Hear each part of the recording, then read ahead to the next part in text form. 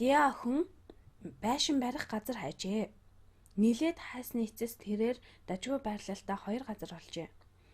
Алимт гудамны 314,159 хаягтай газар нь 30 м өргөн 40 м урттай.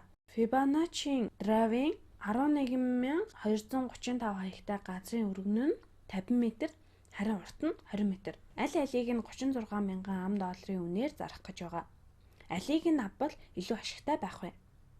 За тэгэхээр энэ хоёр газрын үнэ нь адилхан, ойр орчмонч нэг их ялгаагүй. Иймээс аль нь илүү их талбайтай байна, тэр нь илүү ашигтай байна, тийм үү? Одоо хүүхдүүдээ видеогоо төр зогсоогоод ижил үнэтэй энэ хоёр газраас алийг нь авбал илүү их газартай болох вэ гэдгийг өөрсдөө бодоод үзэх хэрэгтэй.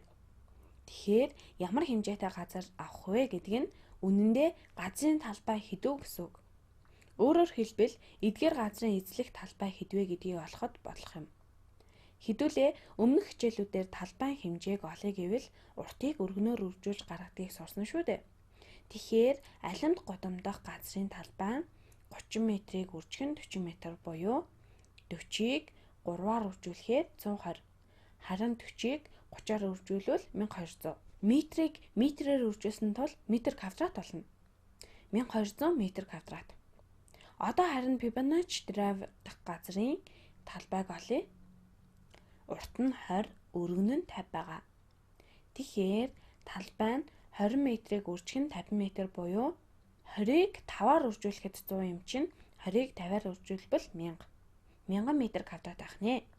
За ингээд талбайг нь бодоод харахаар алимт гудамны газрыг авбал Фибоначчи дравын газрыг авахаас илүү том газартай болох нь тодорхой харагдаж байна.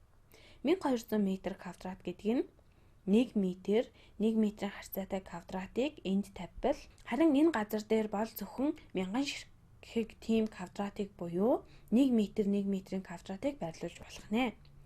Ингээд харвал илүү том талбайтай орчин тойрон нээх ялгараад ахааргүй тэгээд ижил үнэтэй байна гэвэл алимт гудам дахь газрыг худалдаж авсан ашигтай байжээ.